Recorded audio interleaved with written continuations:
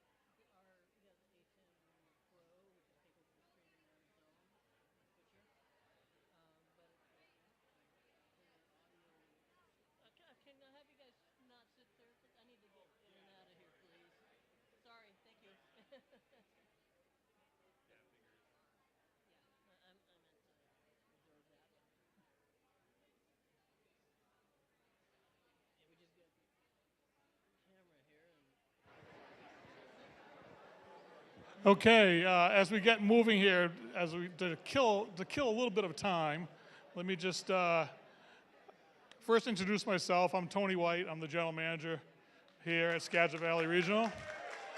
Skagit Valley Co-op, I've been here for 3 years now. Cool place to land and finish my career. As you probably can all tell, I was not born in the Pacific Northwest. And I'm an East Coast person who is now pretty much in love with the Pacific Northwest. So just for a little bit of knowledge of who's here tonight, ask a few questions. How many people here are co-op members? Nice, very nice. How many are co-op members of more than 10 years? All right. How about 20 years? Do we have any 30 years? A few? 40? Still some arms up in the whole 50. We got a whole 50, very nice. Over here, very nice.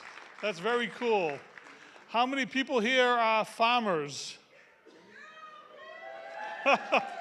They're always the loud group, always. How many people here are from the Skagit region?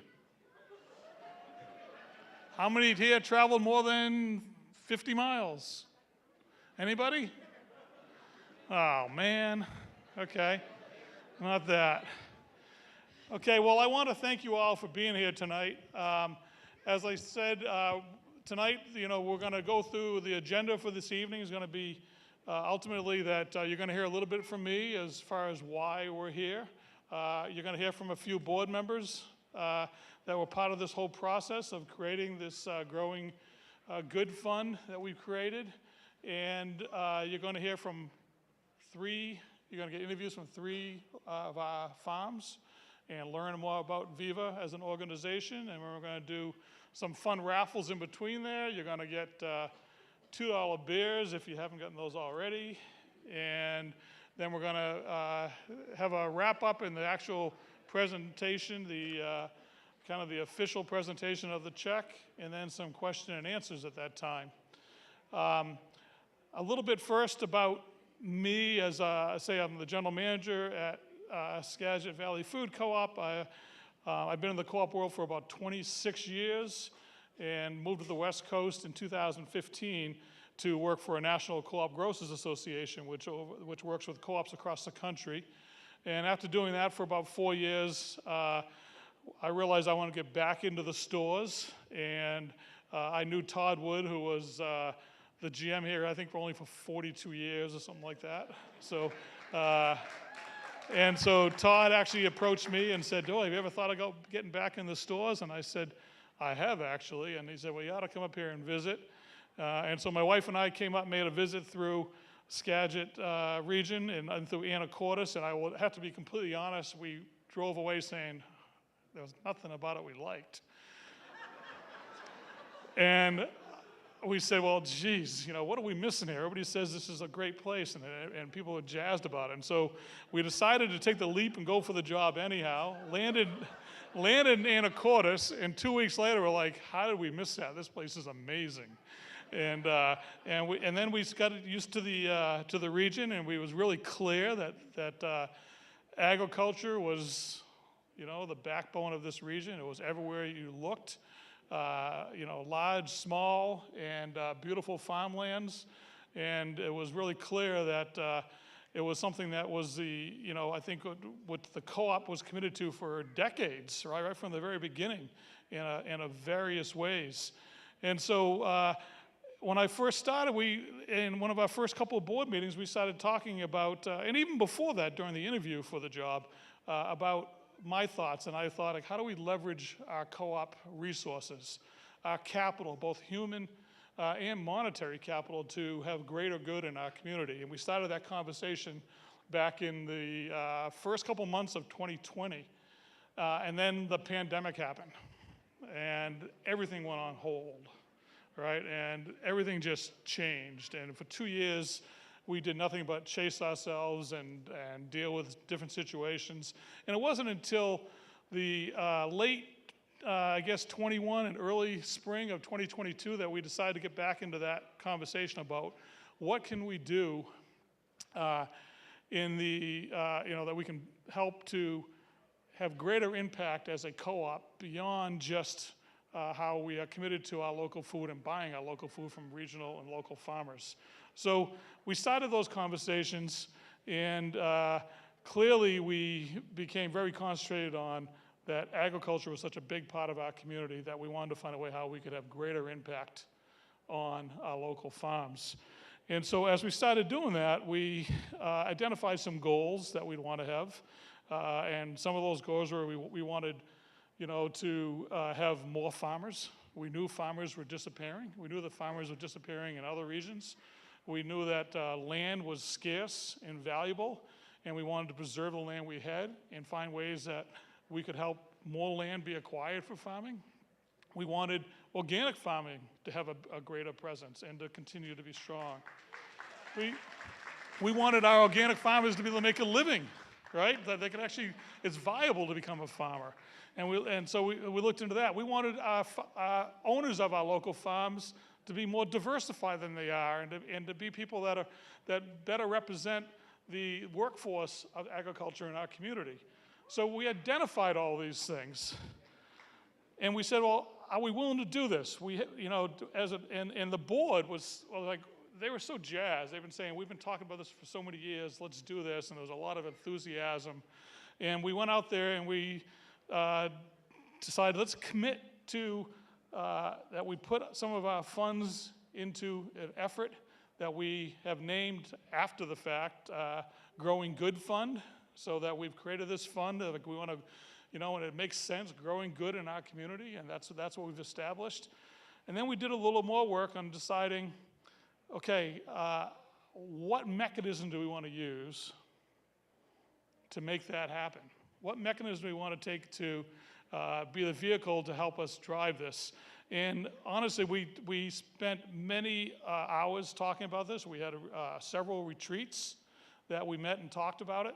And we realized that we didn't want to have to reinvent the wheel, that we didn't want to take the resources to have, from an admin point of view, from a human resource point of view, to try to create a mechanism to create better impact in the agricultural community.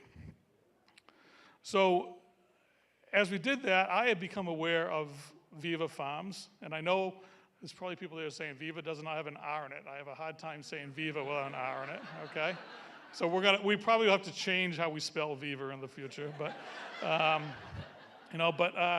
so we look at Viva Farms, and I became familiar with it and had learned a bit about it. You see it, I saw it all the time. Some of our farmers that grow for us had talked to me about it. And then I went out and introduced myself to Michael Frazier, who you'll hear from a little later on, who was the executive director at Viva Farms. Tom Tyson and I, our board president, he and I went out and did a tour and visited. And then we came back to the board of treasurers, and we discussed it at a retreat. That and some other entities too that we could actually invest in. And Viva Farms just lined up with so many values that we have as an organization. You know, as a co-op, we are based on principles that we try to adhere to and follow. And one of those is concern for community. And it's a clear thing that we have concern for community beyond just what our co-op business operation is. And that by doing this effort, we actually can hopefully preserve some of what is valuable to all of us moving forward. So that's one of the things we did with that. We also have been fortunate enough to have 50 years of members who were committed to our co-op that have made us a very viable and healthy co-op. We're owned by members, which is wonderful, and the members entrust our board of trustees. They elect them, and they hire me as the general manager to move forward the co-op in ways that is meaningful and hopefully supported by the vast majority of our co-op members. It doesn't mean everybody, but the vast majority of that. So as we talked about the Viva as a possible mechanism to put forth our Growing Good Fund, it became really clear to us that that was the entity. And tonight we hope that I can show you a little more information about Viva and what they do, and we're going to get a chance to hear from some farmers, and then hopefully you also understand why we embrace this opportunity. At this point, I'd like to have a few board members that also were all part of this process. I mean, this was a unanimous decision, and we felt really jazzed about it, to come up and just say a couple things that they may want to share with the process and how they feel about it. So.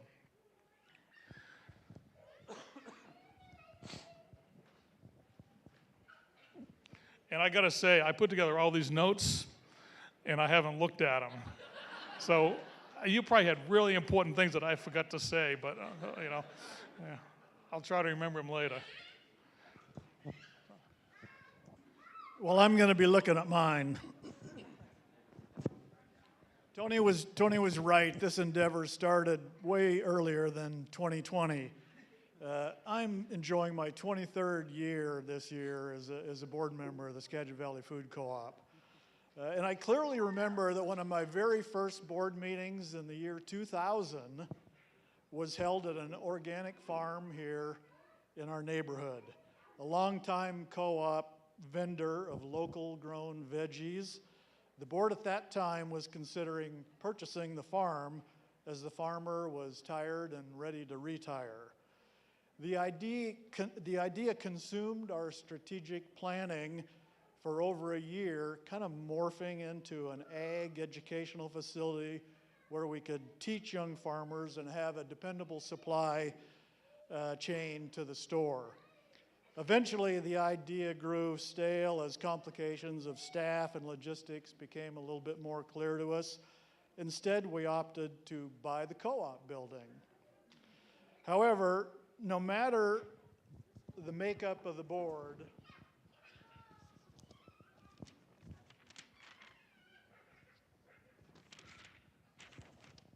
the idea never really went away. Almost a yearly conversation topic of our board retreats, in addition to the idea of a second store.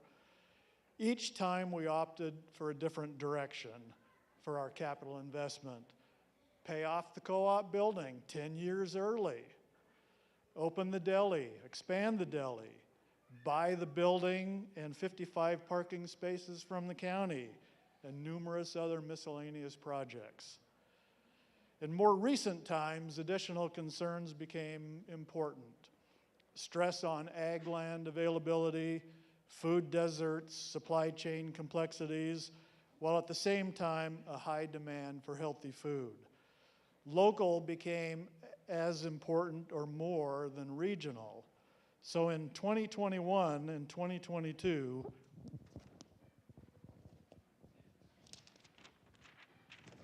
the board renewed that conversation. But how? We're not farmers, and we don't really want to own or manage a farm.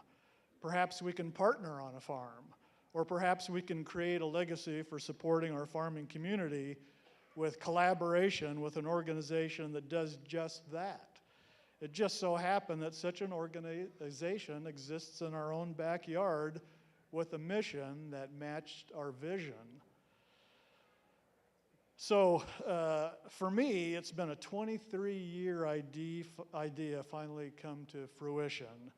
I'm proud of this board and their serious and in-depth considerations, their due diligence and commitment to this valuable partnership. Thank you, fellow board members, and thank you, owner members, who without your support, this could not happen. And a big shout out to our staff, because we all know where our successes start. So thank you.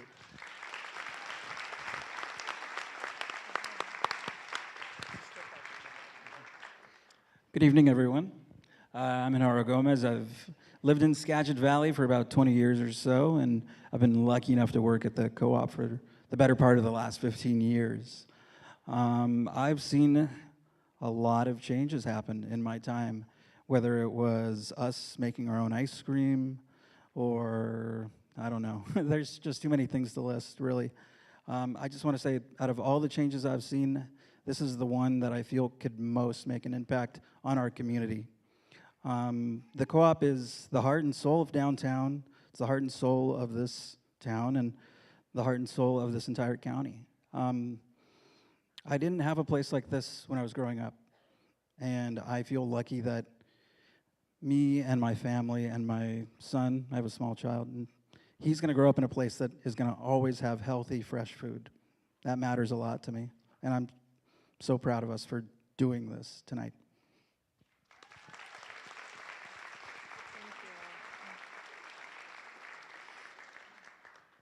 To quote from the Natural Enquirer, next time you shop at the co-op, put Viva Farms produce in your cart, you can take heart knowing you helped grow it.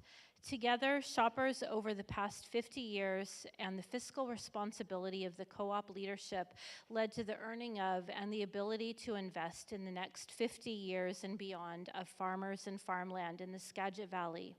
And what's exciting and empowering and humbling about this to me as a lifetime co-op member and the newest board member are the many opportunities that you and I will have to collectively learn about and participate in the Viva Farms community. And thanks to anyone that's here in the audience that's part of another co-op or that has started programs like this in their own co-ops. It's really wonderful to have something like this taking place here. Thank you.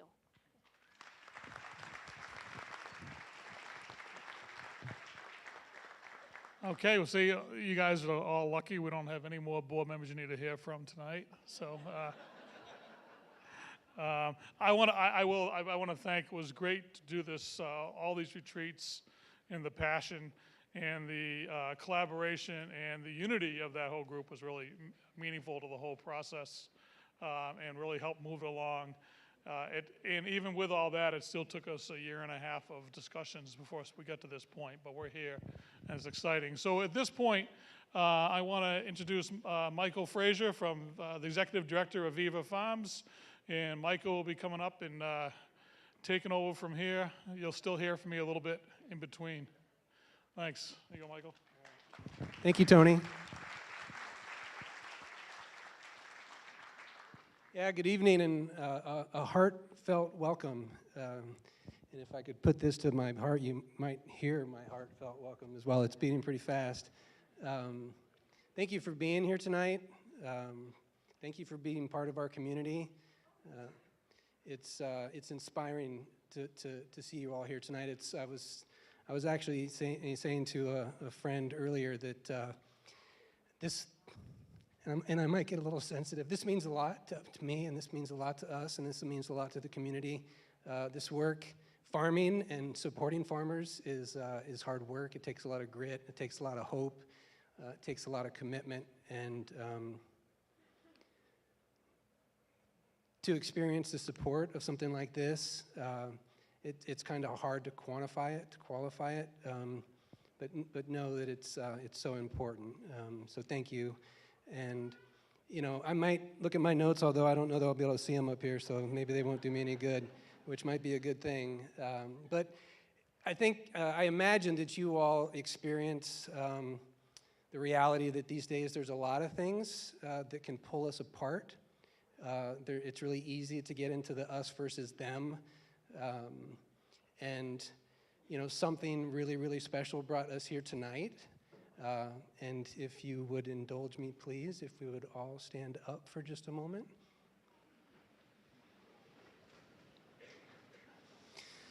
I feel really weird asking you to do this, but I'm doing it anyways. But yeah, I want to congratulate the co-op on 50 years of nourishing and supporting our community.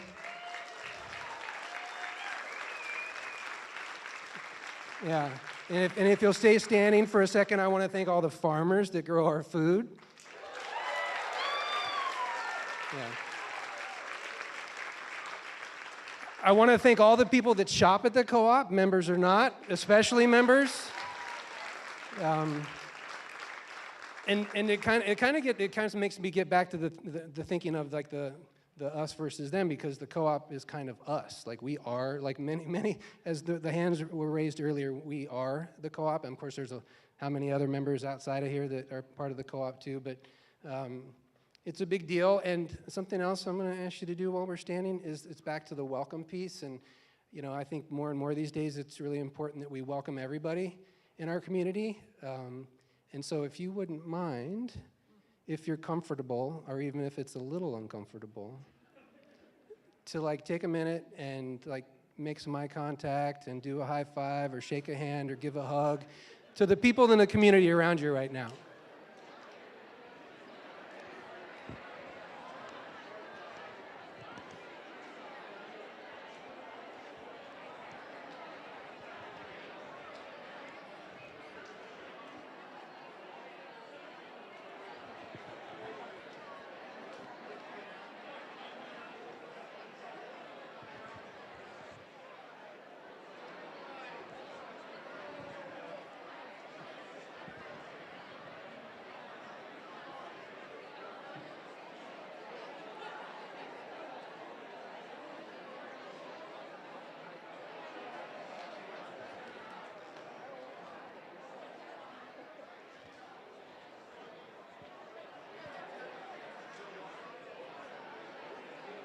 I really don't want to stop this.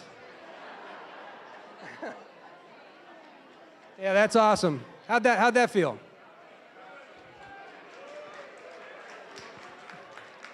All right, when you're ready, go ahead and sit down or stand up or do jumping jacks, whatever floats your boat. So I'm going to do something else I don't normally do. I have a couple of jokes. And I literally have never done this before, like it's with any kind of group like this. But it's a couple of farm jokes. And I'm sure there are farmers here that have way better farm jokes that I might come up with. But are you ready? I apologize in advance for the silliness. But so what do you call the dog on the farm? Any? A corn dog. Okay. I apologize in advance. So, okay, here's another one. What does the farmer get if they mix an angry sheep and a frustrated cow? An animal with a bad mood. Okay, thank you for indulging me. Yeah. So it's ridiculous. I feel ridiculous, but that's okay. It's good. So Viva Farms, we are a bilingual farmer training and support organization. We are one of the largest farm incubators in the nation. Yeah, right in your backyard. Yeah, I bet most of you didn't know that. You know, if you look at the amount of acres that we manage, the amount of farmers that we support, the revenue that our farmers generate, the people that we feed, we are one of or maybe even the largest farm business incubator in the country. So thank you for supporting us. It's a big deal. Yeah, we started back in 2009, and we started with 5 farmers on 33 acres out at the Port of Skagit. That continues to be our home farm.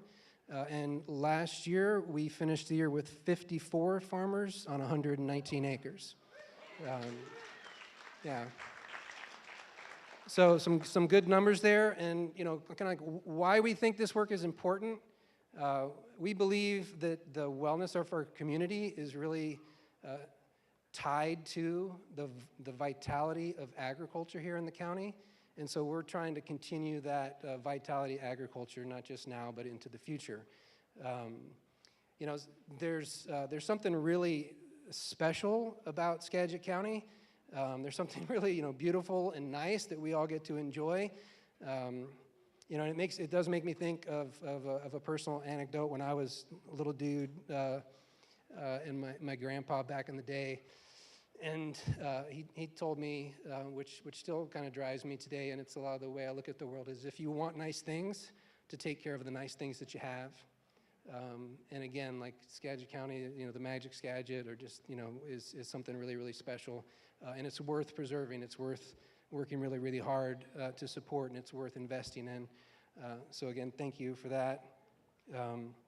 You know, and that being said, you know, Skagit County is recognized as one of the last fully functioning agricultural economies in the Puget Sound region.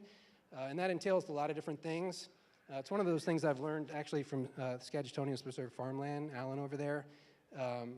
But like we here in the county, we have the land, we have the farmers, we have the extension, like WSU Extension, we have the research center, we have the agronomists, we have soil scientists, we have tractor companies, we have soil amendment companies, we have seed companies.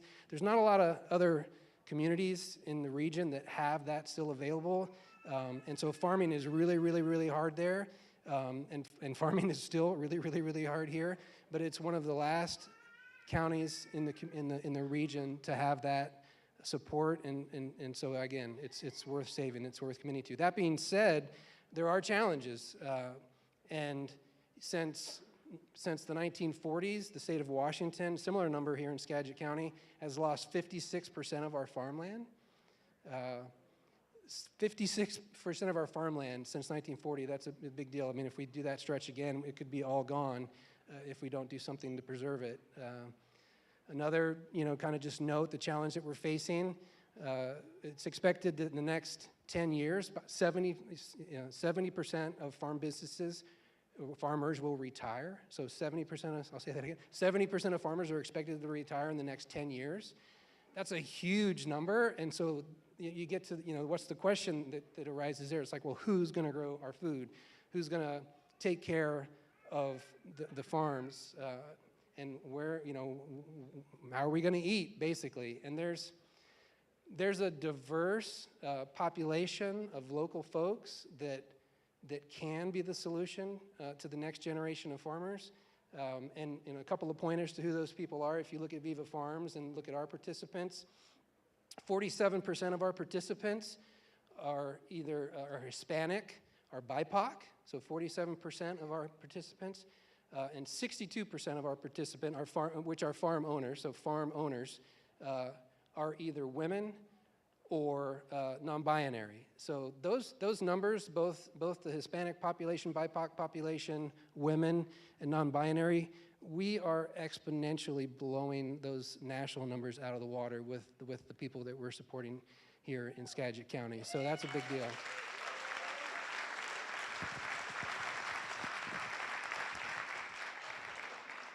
I am looking at my notes. Yeah, and it's interesting. Our average age of our farmer at Viva is 37. So that's a good number too. Average age, you know, in the country and here in Washington State is 58 plus. So 37, they've got decades of runway to lean in and create what might be our next multi-generational family farms here in Skagit County. And you know, it's interesting, this isn't in my notes, but it comes to mind right now, so I'll share it. It gets back to the us and the them and the what do we need to do versus what are we doing right now. A little bit, but like there are multi-generational family farms here in this county that have been here for 150 years, and they have been what have sustained Skagit County farming and made it to what it is today, and has helped all these things that I've already said be true to give us a good starting point to actually look to the future and continue that work. Yeah, where am I at? It wasn't on my notes, but indulge me here. Yeah, I should get to it's complicated work. This work is complicated, and it's interesting. Farming is really complicated work. Supporting farmers is complicated work because it's at this intersection of agriculture, environment, economy, justice, feeding people. There's all these different issues that we're dealing with as a community, and we're dealing with as a country and as a world, really, that we're kind of trying to solve together. And so it's complicated work, but it's well worth the effort. So I should actually talk about what we do a little bit. How am I doing on time? I'm okay. Okay. So yeah, a little bit about how we support farmers.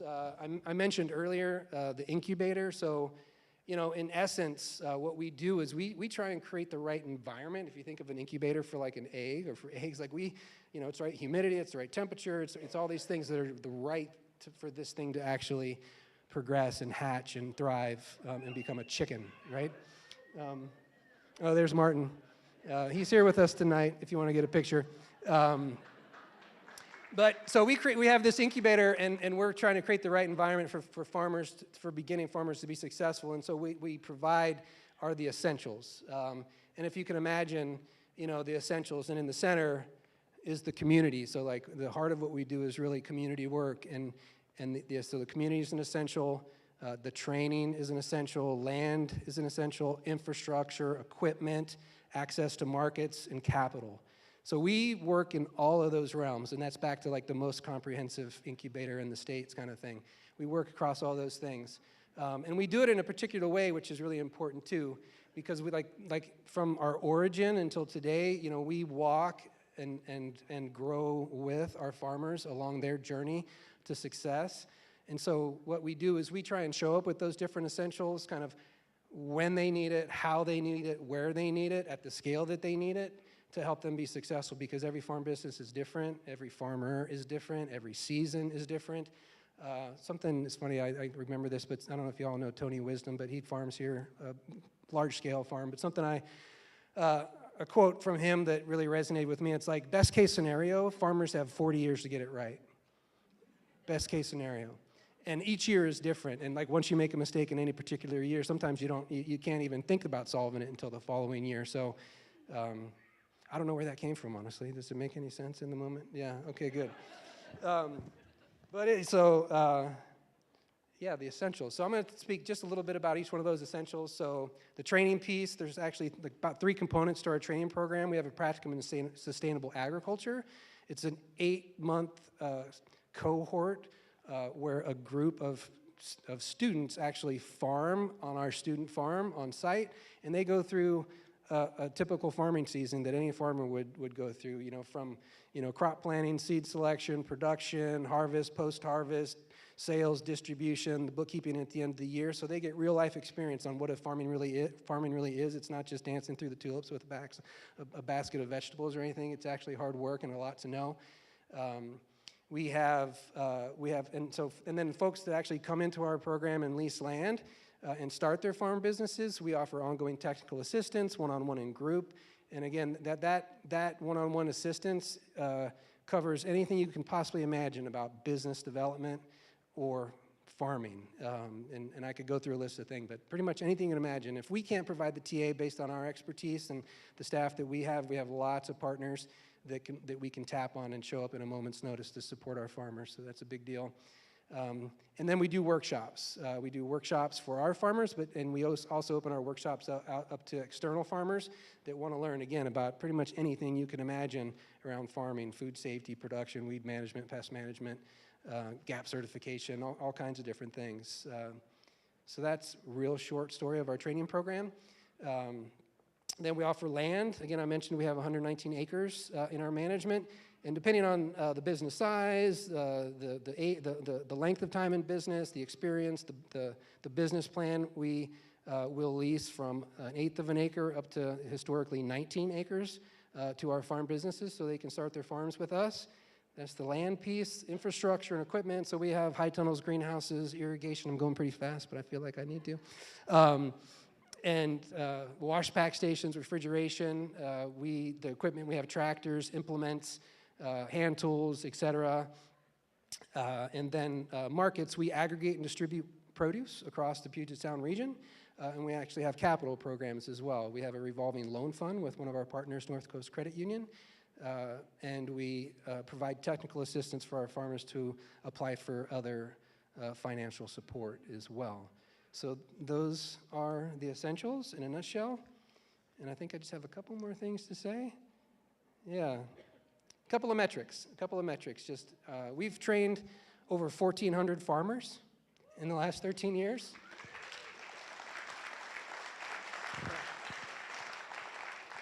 When I say, and I've been practicing this a little bit, and every time I say that, I get a little choked up. Yeah, and so 1,400 farmers, that's a big deal. And 350 of those plus farmers have been Spanish-speaking folks as well. So we're really proud of that number. Last year, we supported the production and sale of over $2 million of produce. So that's a big number. And it's interesting, like, you know, some of the people will be doing the math in their head perhaps, but like on the acres in production this past year, that's somewhere close to $27,000 an acre of gross profit. That's a really, really good number. If there's any commercial farmers in here, they might kill for that number. That's a really good number. Other things, there's a farmer right there, he knows. Yeah, other things, well, you know, just an interesting number, and this is a 2021 number. We don't have all the numbers from our farmers at this point for 2022, but for folks in the 2021 season that had been with us for at least 4 years, that were farming on at least 4 acres, had a net profit of at least $70,000. So that's a really good number.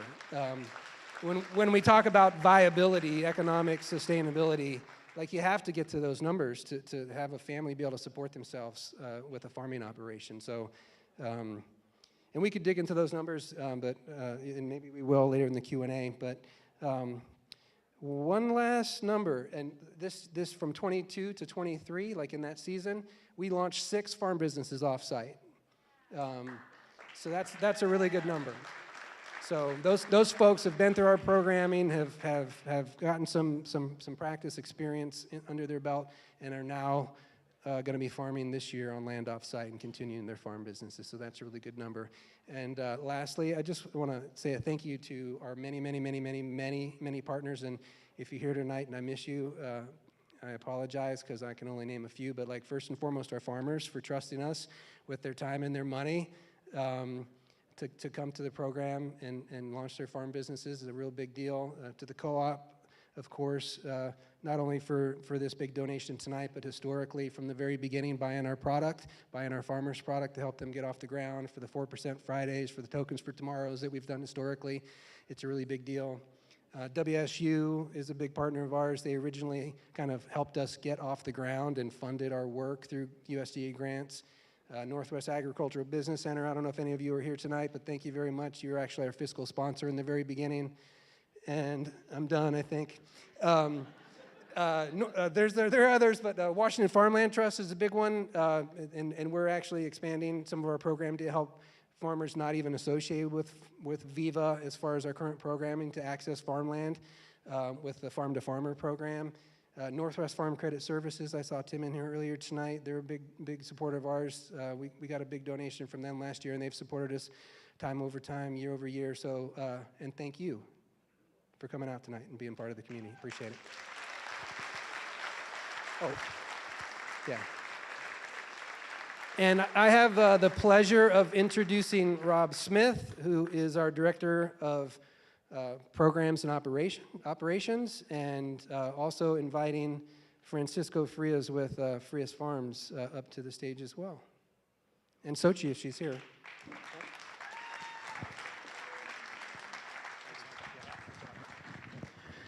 Hey everyone, good evening, and thank you again so much for being here. As Michael said, my name's Rob Smith. I'm the Director of Programs and Operations at Viva Farms. And in that role, I have the distinct honor of getting to work really closely with a lot of the farmers that have come in to our program, either in the very beginning stages in our practicum, all the way through running their own farms and scaling those over time, and increasingly where farmers are launching off-site and getting their own farmland. With that being said, I was going to do some question and answer with some of our farmers tonight. So I'd like to welcome to the stage Francisco Farias from Farias Farm. I'm going to grab some chairs, if that's okay. And thanks, Tony. And I'm also going to welcome to the stage Christina Okana. She's from Washington State University, Skagit County Extension. And as Michael mentioned, they are a really big partner of ours in helping us increase access for a bilingual audience. So have a seat. And Christina's going to be doing interpretation from Spanish into English for us. So thank you both. Thanks, Tony.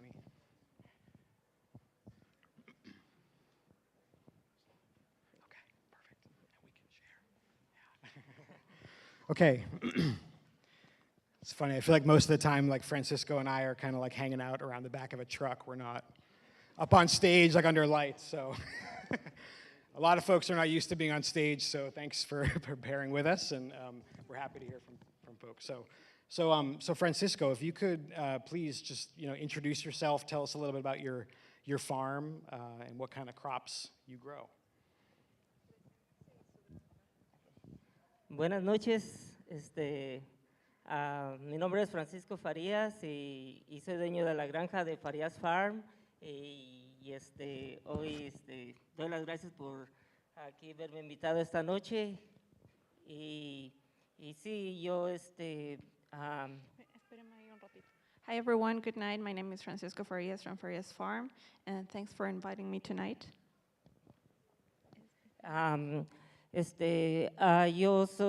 Yo manejo 17 acres, mayoría siembro fresas y el brócoli para vender por mayoreo y siembro de diferentes verduras y legumbres para vender en las farmers markets. I manage 16 acres and I grow broccoli and strawberries for wholesale as well as other vegetables for the farmers markets.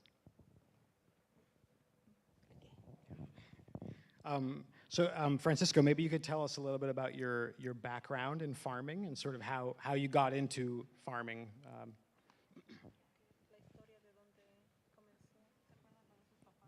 Sí, bueno, pues yo tengo una experiencia bonita sobre la agricultura porque desde niño mis padres eran agricultores y cuando yo llegué aquí a los Estados Unidos, llegué en el 1996 y trabajé en una granja orgánica por 20 años y tuve una bonita experiencia y después de ahí pues empecé a manejar mi propio negocio en la agricultura orgánica también. Aquí, gracias a Viva Farms, dieron la oportunidad de comenzar el programa aquí, mi negocio en Viva Farms.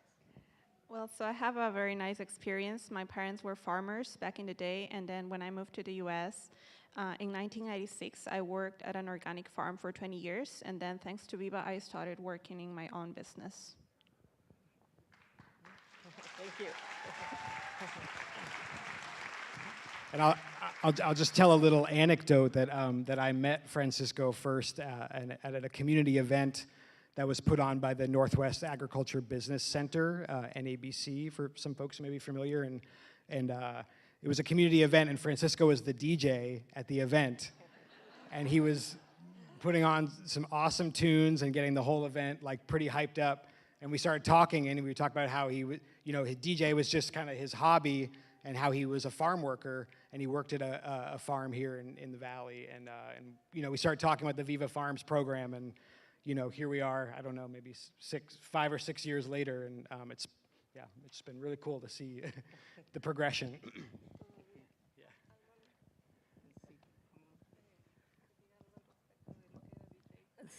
Sí, afortunadamente, una vez me invitaron, a un evento que iba a haber y pues intenté ser DJ y realmente pues no era lo mío porque pues no sabía mucho de DJ y estuve en un evento que participó Viva Farms y otros, ¿de dónde vinieron los? ¿Era Wisconsin? Oh, de Minnesota. De Minnesota y allí tuve la oportunidad de conocer a Rob y allí fue donde supe de Viva Farms y comencé el programa de la práctica de ranchero en el 2016. Basically what Rob said before, the same thing. Okay, so yeah, I know, Francisco, that you worked for other farms for a really long time. Yeah. And yeah, I guess just wanting to, maybe if you could comment on sort of what being your own independent farmer, like what does that mean to you, like having your own business? Yes, bueno, I try a little bit my English. This is my English too, a little bit. I worked for Dijkstra Farm for 20 years, and then I started farming in 2016. I started the practicum in Viva Farms in 2016, and now I start with half an acre, little 6 acres, and now I have like 16 acres. So.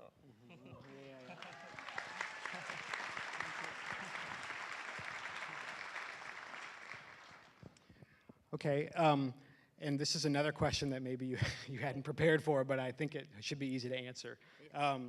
So what's the role of family in your farm? Like, Okay. That's I start with my two brothers. We are two more brothers. We started farming, but once have a home company. He started landscaping, and my young brother, he's working the town. He has started with 2 grows, and he says little bit time. He want a little bit time with his family. Then I said, well, I can continue to Farias Farm, and they help me a lot.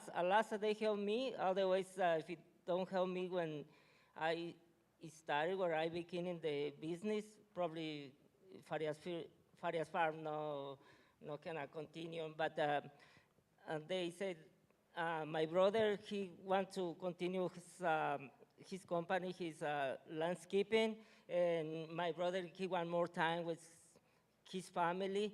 Then I want to continue Farias Farm. They still help me in the contability. Accounting.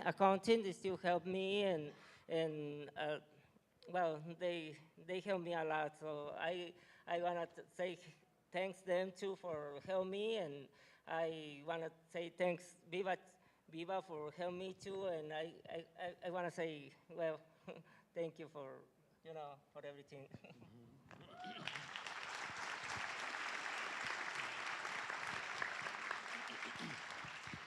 so Francisco, what's your dream for the future of Farias Farm? Yeah, my dream is keep working, keep learning, because farm.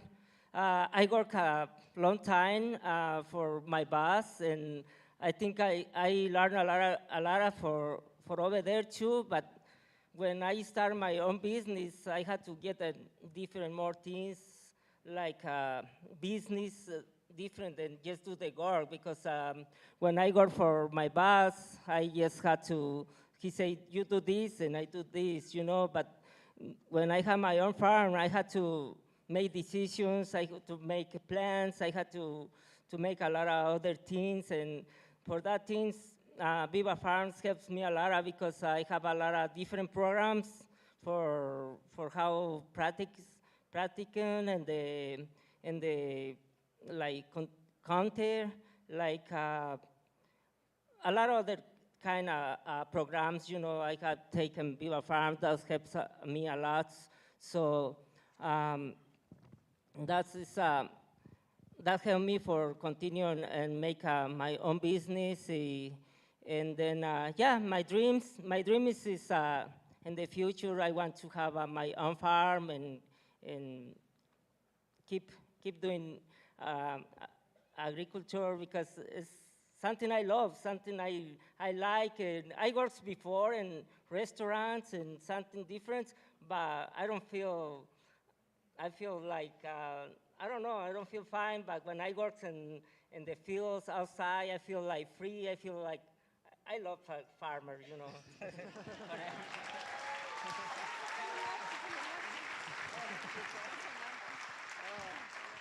Okay. Yeah. Another round of applause for Francisco Farias and Farias Farm. Yeah, thank you.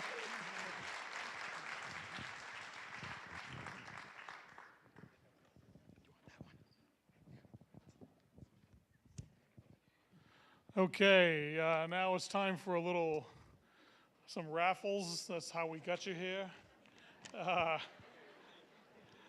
So we're going to give you, we have 5 co-op raffles to give away at this point. The first one is a $100 co-op gift card. So, Do you want to draw it? go ahead, draw it. Give me the number.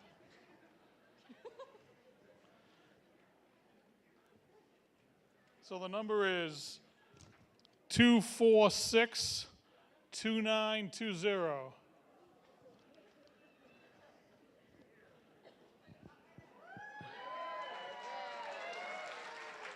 All right. You got a pocket to put that in? Yep. Okay, the next one is a 2 Skagit Valley Food Co-op pint glasses, a $50 Lincoln Theater gift card, and 2 co-op ice cream coupons. And that is 246-2918. There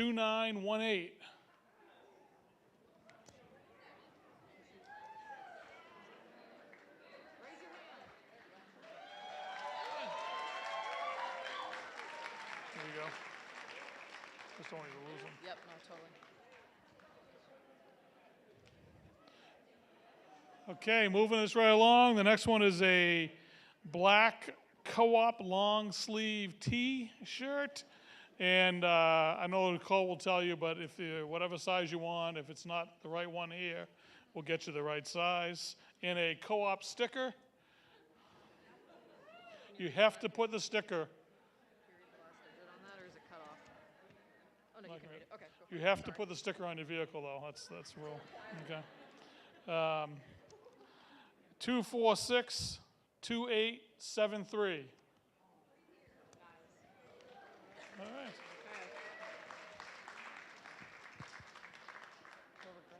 And now we have a red co-op short sleeve T-shirt and co-op sticker. Same rules with the sticker.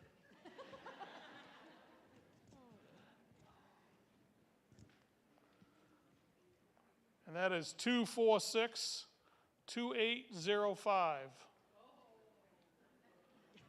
That was a big reaction. All right. And the last one is a co-op pint glass full of goodies. A co-op sticker, free sandwich coupon, free ice cream coupon, and a $20 gift card. And that is 246-2771.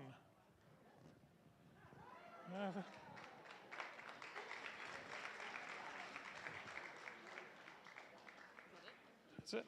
Great. And now we're going to turn this back over to Rob for part 2.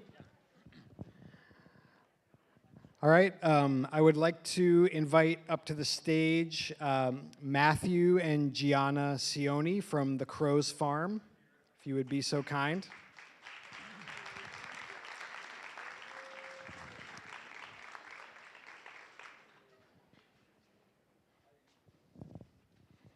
Is Amelia coming? No. Oh, yes, I think over here, you guys. One. Test. Thanks, guys. I had a dream about this.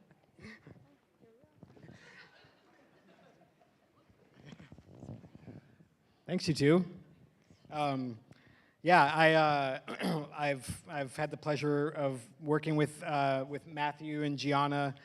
We both joined Viva around the same time, back in 2014, 2015. So we've had a good long run now, and it's been amazing to see your business grow over time. So maybe if you could just introduce yourselves and talk a little bit about the Crow's Farm, kind of what some of your main crops are, and where you sell your crops. Yeah, so I'm Gianna and my husband Matthew. So we signed our lease at Viva technically the fall of 2014 because we were eager to plant some garlic, but really started our first full season in 2015. We started with 1 acre, and this season we're farming on about 14 acres. So we've each year just grown a little bit more. And we grow diversified vegetables, a little bit of everything, a lot of fresh herbs, fennel, radicchio, heirloom tomatoes. What else do we grow? Artichokes. Yeah, that's winter squash, some brassicas, yeah. And we sell primarily wholesale, so through the Puget Sound Food Hub, through the Viva CSA program and wholesale program, to the Skagit Valley Food Co-op, Bellingham Food Co-ops, and some farm-to-school programs as well. Yeah, I think there's some Crow's Farm radicchio like at the co-op earlier this week. I saw For it. sure. Yeah. Cool. So I guess what's one of your favorite parts about farming, about being a farm owner and just farming itself? Yeah, so thinking about this one beforehand, it's kind of like asking what's your favorite band, you know, like what's your favorite musician? It's like, oh, that's kind of hard to nail down. Yeah. But I think a big part of what I like to do with farming is all the processes that are involved with it and to see them through. There's so many different cycles, rhythms that you have to endure throughout the season. So everything from just life cycles of bugs that you have to be aware of, or a plant cycle, or if it's the process that we're undertaking right now, which is planning for our season. I love the aspect of planning for something right now, ordering the seeds in February, and then July and August coming through and seeing your plan actually come together. Little systems like that I love watching happen. Even like pack shed, after things are harvested, how is the produce handled afterwards? All these complex systems I love to put together and keeps my mind really racing throughout the year. Makes, farming is, a lot of times it feels like we're just kind of like on repeat, like, okay, we're just gonna plant fennel next year, but there's so many different components that have to be thought through before just going through and planting seeds in the ground. So I think the complexities of farming is something I appreciate. Yeah, cool. Thanks. So what are some of your shorter term goals for your farm? Like, let's just say for this season. Like, what are some things you guys are working on? So we just had a baby, and it's been a huge survival. Yeah. So that was a big goal for us, was to raise properly a human. Yeah, so how does that get involved with our farm? Short-term goal of our farm is to sustain our farm, is to evolve our farm. Things like that we've been undertaking. This year, with having the baby, we just like had that goal of sustaining. With that, I think we've learned how to pass on a lot of the skills that we've learned to our crew members, and that's something that we're looking at is how to manage our farm, maybe not necessarily on the ground next to everybody, like always doing quality checks in the field and such. So that's a big goal for us, is to how to pass on a lot of our knowledge, a lot of our farm business to other people, our employees. Yeah. And that's the baby. You hear her. Yeah. Oh. That's the baby's best friend. So what produce do you wish people ate more of?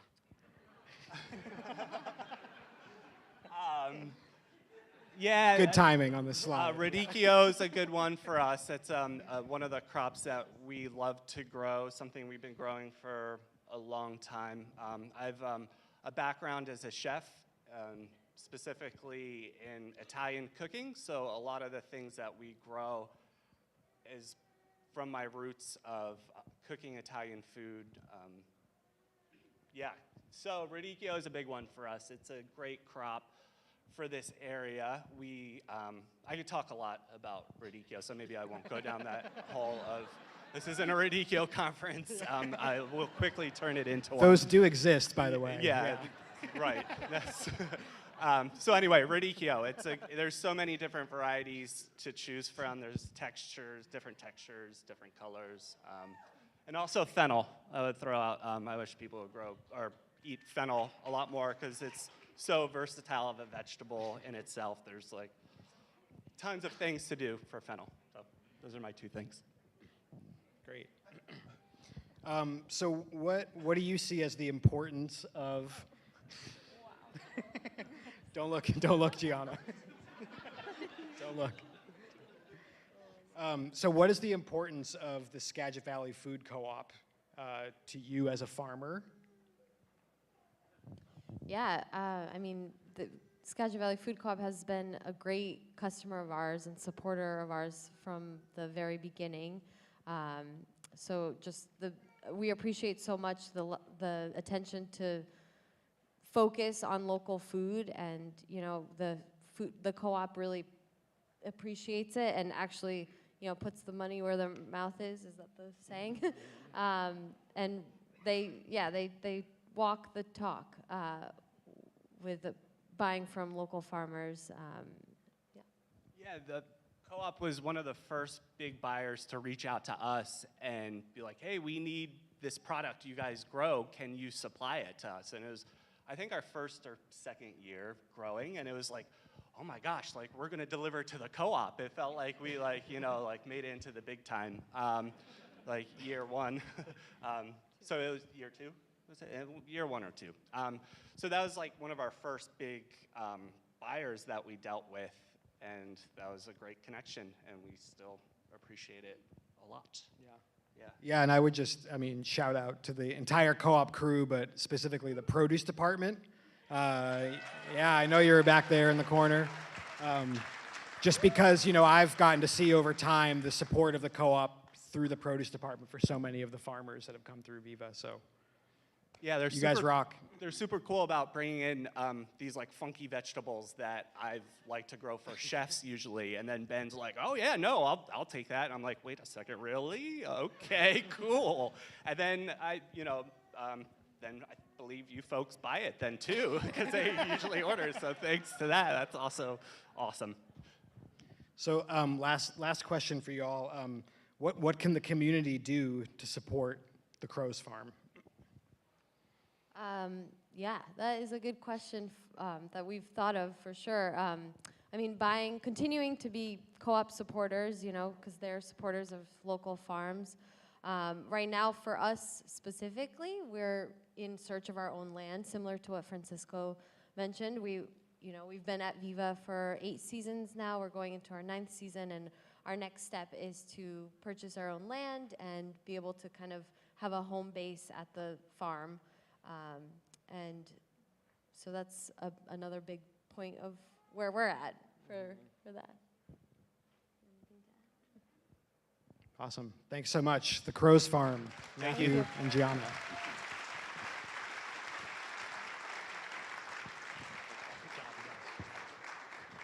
Hey, Gianna, I'll take that.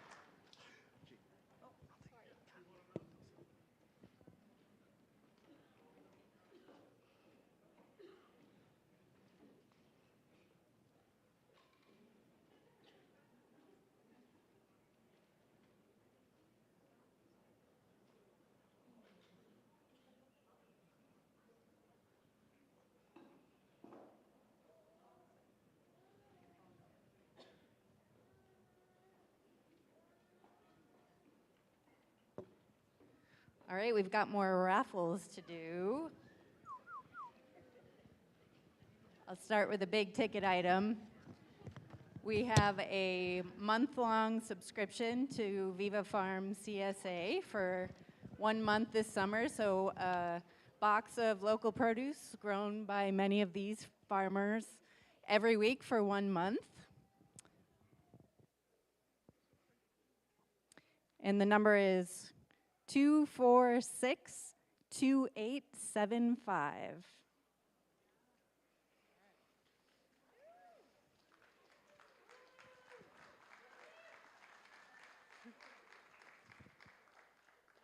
All right, and next up we have a Viva bag of goodies. We've got our totes, we've got a clean canteen water bottle. What else did I put in here? And a Viva Farms hat. 246-2884. 246-2884. All right, we got a winner. Yeah. And we actually have 2 more of those goodie bags. Same item, so a tote bag and a water bottle and a Viva Farms hat to 246-2878.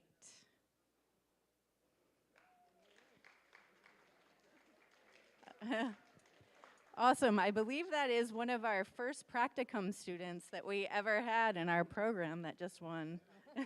Congratulations.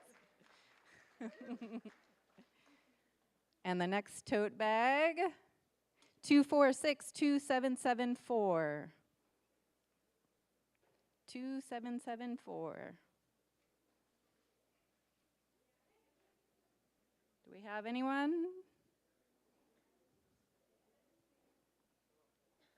I'm going to hold that for a minute. We'll do the next prize, or just pick another name. Pick another.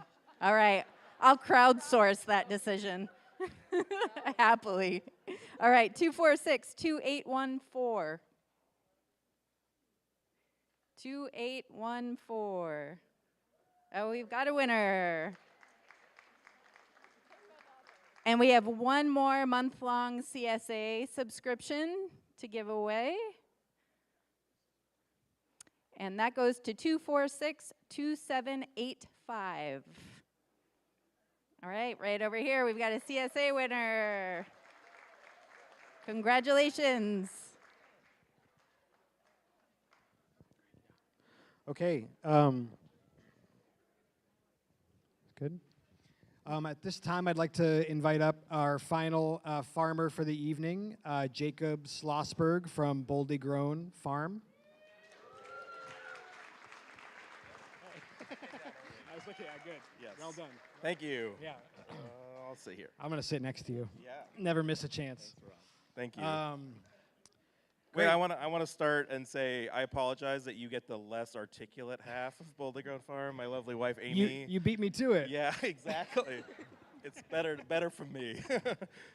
Amy is in Montana, representing the Puget Sound Food Hub at a Northwest Puget Sound Food Hub conference. So another exciting event. Oh. Cool. There. So yeah, Jacob, could you introduce yourself and tell us a little bit about Boldly Grown Farm and some of the crops you specialize in? Yeah, so this is Amy and Mai's. We're heading into our 9th year growing, much like Matt and Gianna, which interestingly means we only have one more year as a beginning farmer, which is interesting according to the USDA. So our first year in 2015, we grew 1 acre of storage and winter vegetables, and we are going to be growing 34 acres of storage and winter vegetables, as well as small grains, beans, and seed crops this year, in addition to summer vegetables. So a lot of things, I guess. Yep. And could you tell us a little bit? Yeah. Could you tell us a little bit about your background previous to starting your own farm business and sort of how you arrived at wanting to do that? Yeah, I spent I grew up in Seattle and spent my summers outdoors and my winters outdoors, and I knew I wanted a career outside and thought outdoor ed was a path, and kind of understanding if I cared about the environment, I had to care about agriculture, and was drawn to the systems-based kind of thinking that is important in agriculture. And Amy had a similar understanding, except for she grew up out in the country on a farm and realized that if she wanted to care about the environment, she had to do the same. And we both met at the University of British Columbia's organic farm. I managed the poultry and the mixed vegetables there after getting an undergrad in ag and actually agroecology. And Amy has a master's in similar topics, and she ended up as the director there. So we worked together and fell in love, got married, and moved to Skagit and started a farm. Yes. So from your perspective, what makes Skagit Valley such a special place to have a farm? Yeah, I think what is so special about Skagit is there are an endless number of things, and I think that's why we ended up here. And I will say, like, shout out to the co-op and shout out to Ralph's Greenhouse for being the two things to kind of capture our imagination and help us understand what an agricultural community in Skagit looks like. I grew up in Seattle, we were living in Vancouver, and this was our stopover, and the co-op was always the place to get a snack and stretch our legs, and kind of that was our window into what is here. And Rouse, we met Ray at a conference, and we were just chatting, and he was like, "You should stop by for the farm. Stop by for a visit." And we showed up the next day for a visit, and we spent like 4 hours driving around the farm, having a bit of an adventure and understanding what it means to be welcoming and what it means to care about the valley and the people that live here and the land here, and that's what brought us here. So, and I think Michael alluded to or talked a lot about the agricultural infrastructure that's here, the equipment dealers, the fertilizer companies, and really it's not just those companies, but it's all the people that work there too. It's the communities, the relationships that support it, and then also the customers here in the Northwest. And obviously, I'm kind of rambling, but the climate here is perfect for what we do. And there are very few places around the world that have the unique climate that we do. So it's really special. Yeah, and I think a lot of people that live here in the valley, just farming is part of your daily experience, like driving around, even if you don't work in it at all.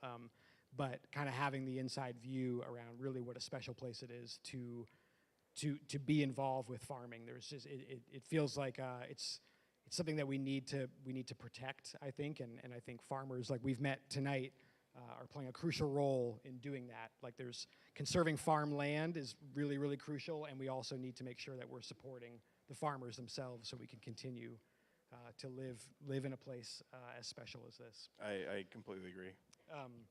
So Boldly Grown has recently launched out of the Viva Farms incubator program and purchased your own farm property in Skagit Valley up in Bow. Yes, Can we just do a round of applause on that? Thank you. Congratulations. Thank you.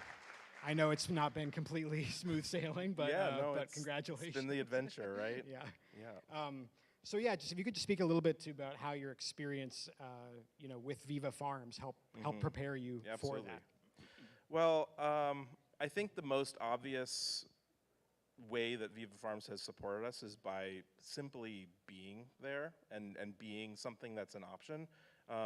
I remember, Rob, our first visit to Viva in like November of 2014, and you were like, well, you could have the spot to farm, and there's water, and there's some tractors, and there's, you know, a cooler, and that in and of itself was, I mean, the catalyst, really. And yeah, getting to the point where we signed the papers and we realized what next big project we had signed up for with the new farm, it was all based upon the financials and having a profitable profitable farm, but also having a track record of success. That's how we got the banks on board.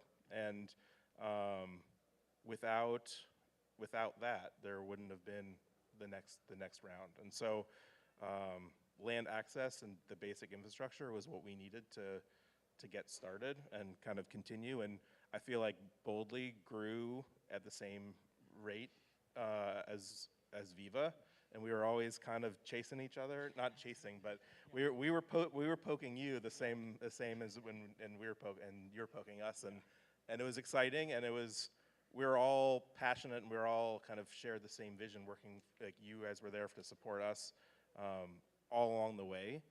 And I think that's kind of what I'm realizing.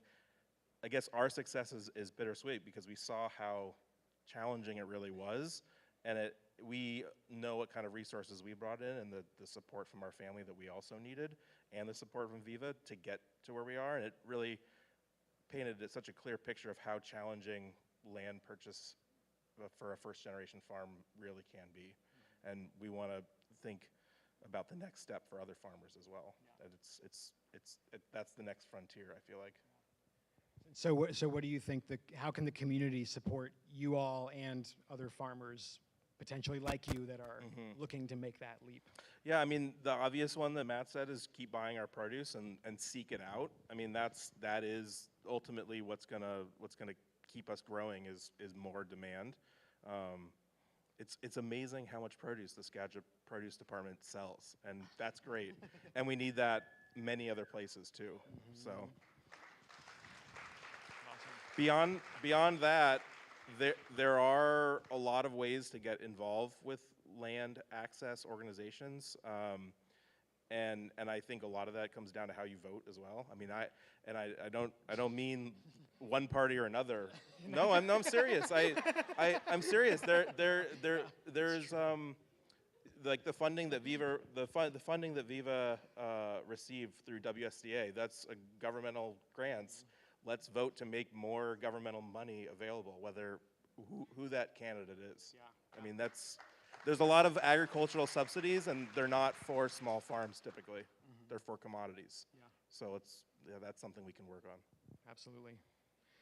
Well, thank you so much, yes. Jacob Schlossberg from Boldly Grown Farm. Thank you. Thank you so much.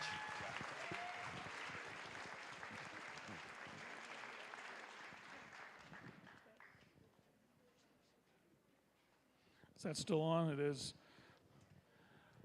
Well, I learned one thing that was really important there, and Ben, you're here somewhere. We need to sell more Radicchio. So, yeah, I know we do.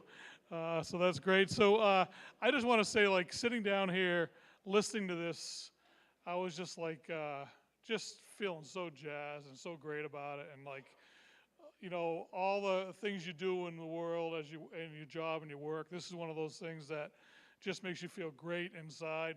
And hopefully all of you feel the same. Like, what a great organization for us to partner with. But I do want to say, earlier, Michael asked everybody to stand. I just want everybody to stand for a minute and give all the farmers really a round of applause. Like, that was so inspiring to see that. So if we could, that'd be great.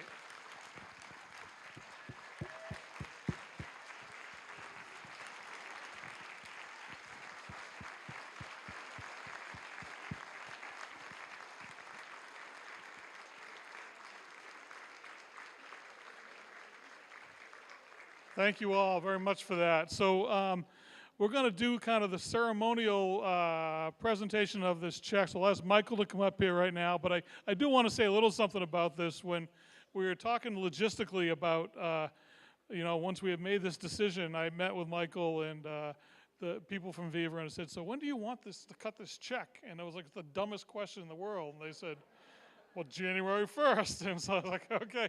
But we didn't get it until January 3rd. But, organizations like what Viva does is just so much in the need, and this was such a welcome thing. So, Michael, if you want to come on up, and I'd like to invite our board members up also, and please heft the check and bring that all up here at the same time. What's that? Yeah.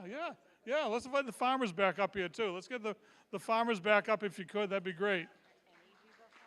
Any Viva farmers that are up here would be great. I also want to invite Nicole and Leah up here also. They are very much part of the retreat process and figuring these things out. Michael, do you want to come down? Yeah. Okay, all right. We'll figure this out.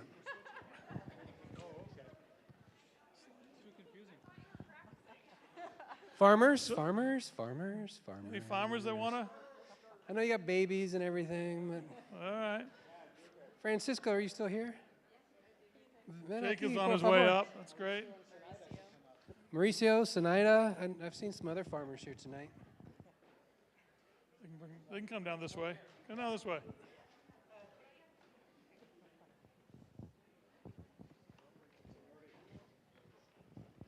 Hey, Regino's here too. Nice.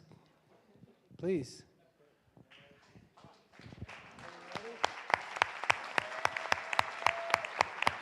All right.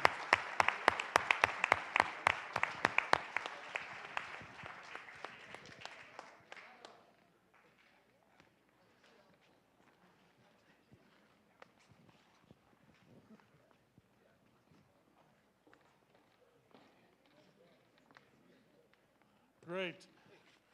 So this is the official handoff of this the check from our Growing Good Fund to Viva Farms, from our board of directors to Michael and his team at Viva Farms. Congratulations.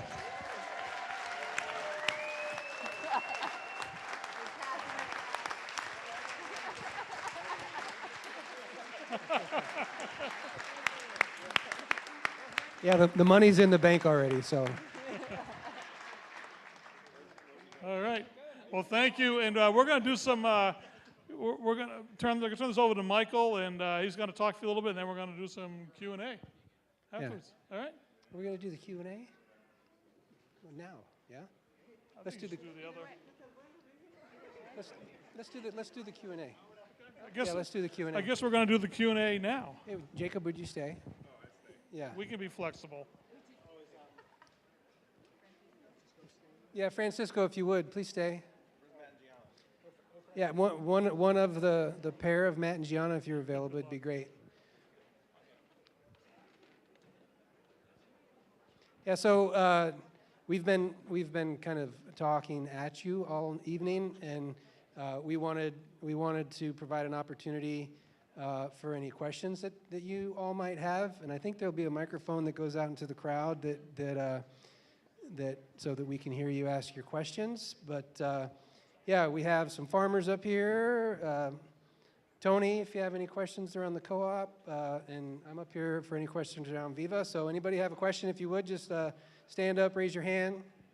I'm going to do my best to hustle around here.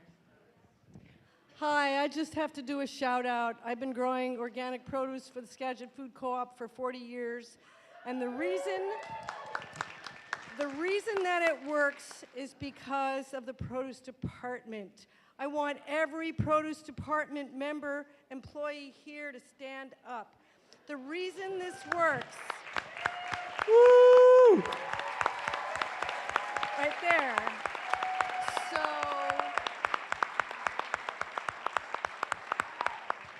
Food Pavilion and Albertsons and Hagen's, they make one phone call to a purveyor and a semi pulls up and unloads.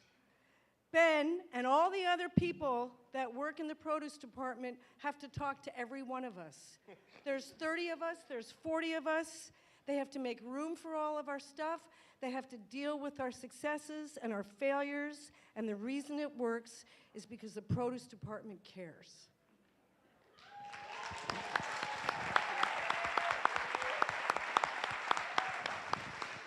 Thank you, Ann. And thank you to Produce Department. Thank you for that. Other questions? I got you down in front.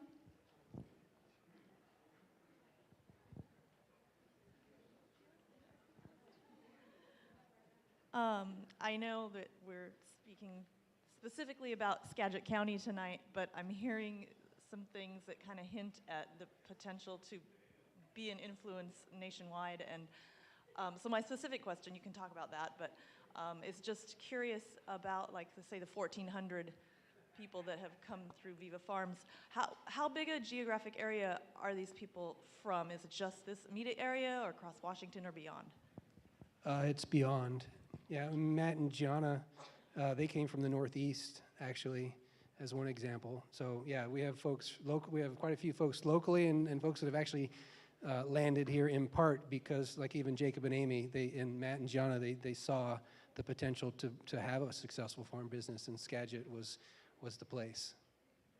And as far as like Viva's expansion, we have no plans of like our business expanding beyond Washington anytime soon, really. But we do technical assistance for other organizations around the country and even across the world. We've had folks from South Africa, from Myanmar, and other places that have come to take a look at our model to see what they could replicate. And part of a current grant project is to actually put together kind of a manual, a how-to. Based on our years of experience. It's a 5-year grant program, so we just started it. So we'll start that now, and we'll build it every year and kind of improve upon it every year. But in the next 5 years, we'll have kind of a real solid how-to based on, at that point, almost decades of experience doing this work. Other questions out there? For farmers, for the co-op, right here. I'm just curious to know, like, what the part of Viva's like programming and support for the farmers looks like when it comes to like land access, sort of at the end of the farmer's time at Viva, like what partners or programs you work with to help your farmers find land outside of the Viva property? Yeah, great question. We've started doing that work, and I say started. We started doing that work probably 2017, 2018 to look at land outside of Viva and support technical assistance for folks to find land off-site. And we've worked with Skagitonians Preserve Farmland. We've worked with the County Farmland Legacy Program. We've worked with Washington Farmland Trust, which used to be Puget Sound, well, the PCC Farmland Trust. There's a specific program called Farm to Farmer, which is housed in Washington Farmland Trust, but we're the local provider of those services where we provide TA not only for the farmer, but for the farm owner to try and make those matches, and there's an online service as well. And that's really like looking forward, like year over year, we continue to look at our programming and say, okay, how can we improve it? And of course, we can improve everything we do. But the two focuses this year and moving forward in this area where we think, okay, kind of like Jacob was mentioning earlier, like we grew alongside of them and they grew alongside of us, and there were some growing pains in that process. And now we have quite a few farmers, like you heard, like 14 acres and 16 acres, and that are at that point where they're ready to be off-site and they want their own farm, and it's a huge problem. Not just the land. Where is that land, and where is that house with 20 acres or 25 acres that can be a viable farm? But the capital, and Jacob kind of alluded to, even like not that they had any sort of easy go at trying to figure out the financing to buy their farm here recently, and they were as prepared as anybody. And so there's quite a lot of farmers that are in really good shape as far as profitable farms, but based on other circumstances, family, other things, they're they're not in the same position that they might have been to be able to do that. So I guess back to it, the two things that we're really focused on now and moving forward is capital access and land access. And we've recently created a director level position that we're calling the Director of Farm Viability, which that is her focus. Anna Choatson is her focus, to actually provide that technical assistance. And we've already been bringing some money into our farmer reserve fund that we are able to loan money with, but we're in conversations with folks across the country to create locally, and again, try to expand this thing more regionally and then nationally, some innovative programs for access to capital for farmers. And so Anna's already been doing this work for quite a bit of time, and we're just kind of taking it to the next level, but I think there's a huge opportunity for us to create something that's really tangible and really effective for innovative capital, not the standard way, not the standard way that banks historically have potentially looked at farmers and viability, to provide this capital and get people on their own properties and reach the dream that they're after. Other questions?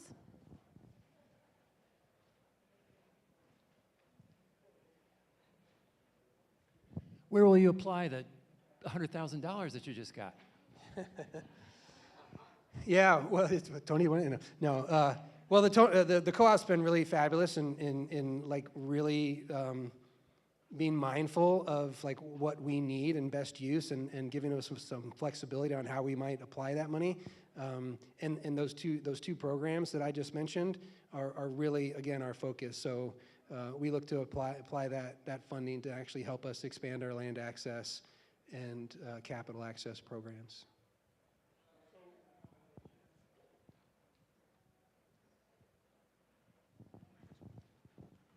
There we go. So part of the whole agreement we have a letter of understanding that we have with Viva Farms, and that will be that every 6 months, and then one big annual report that they'll kind of continue to report to us the kind of things that they're doing and how this money has helped them to further the programming and the work that they do.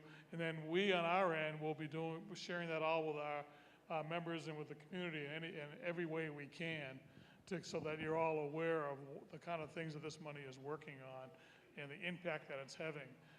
That's part of the success for us and for for all of you as member owners, that you realize that what good this monies are doing. So but we didn't want to lock Michael and the group into this one specific thing, knowing that there's lots of challenges that come up in a season of growing that we heard earlier, and we want them to be able to do what they need to do.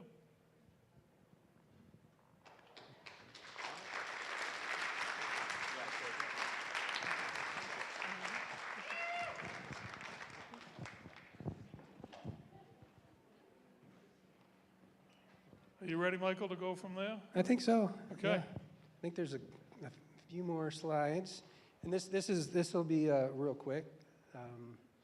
Yeah, so different ways. I mean, thank you for showing up tonight. Thank you for being part of our community, and some other ways to engage. We talked a little bit, some of our farmers actually talked about our CSA program. So we have a 22-week CSA program that starts, depending on when the season starts, somewhere, late May, early June. What is a CSA? Oh, I bet you most people in the room know what that is, but community-supported agriculture, and it's kind of, the definition of that has morphed a little bit year over year, but I'll say our CSA, because we have so many farmers growing so many different crops, is pretty exceptional. But you can join our CSA. If you're interested in becoming a farmer, of course, you can enter our Practicum Sustainable Agriculture. That starts generally in April. And if you're so inclined to do so, donating to Viva Farms. We're working on a fund to actually match the co-op's $100,000 donation. Oh, look, one supporter. That's the co-op right there, $100,000. That's a big supporter. That's the best launch of any fundraising campaign we've ever had. So we're halfway there. We're looking to raise another $100,000 to match that, so you can donate today. And the next slide here. And And before I finish, there's other opportunities. So we'll be doing some farm tours this year. So if you all want to come out to the farm, keep posted. You can sign up for our newsletter. Of course, the Natural Enquirer will talk about it as well. We'll probably be doing some in-store stuff with farmers and our staff. And I'll leave you with this thought and a code here. What are these called? QR code. I wanted to say barcode. QR code. If you really want to donate, you can do that, or you can just go to vivafarms.org. But I think this is something that really resonates, and the thread was through the entire evening. The thread is through why Viva exists. The thread is through why the co-op exists. There is no power for change greater than a community discovering what it cares about. So thank you all for caring about farming. Thank you all for caring about the co-op. Thank you all for caring about our community. And thank you for coming out tonight. Yes, sir.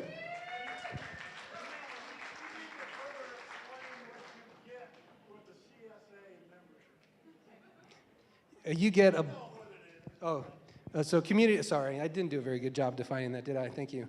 So CSA is community supported agriculture. It's, the way we do it is there's a box of produce weekly that you can pick up, and I think we have 8 different pickup locations here in Skagit County. We have some up in Bellingham. We have some down in Seattle. And again, it's a 22-week process. The way we do it, you don't have to buy into the whole season. Some farmers, which is important for them to have some seed money up front for the growing season. They ask for the full amount up front. You can join those or enter and exit at any point in time. But it's 22 boxes. There's 2 sizes of boxes in our program, and it's full of goodness. Yeah. Great. We're going to have a chance, to people to mix together here a little bit. And I think the farmers will be available up front here to talk with also. But I want to thank all of you for showing up tonight, the support. One of my worst fears was like, what if we have 20 people show up? So it was great to see people that were really passionate about what we're doing and supporting this event. So thank you all very much. Appreciate it.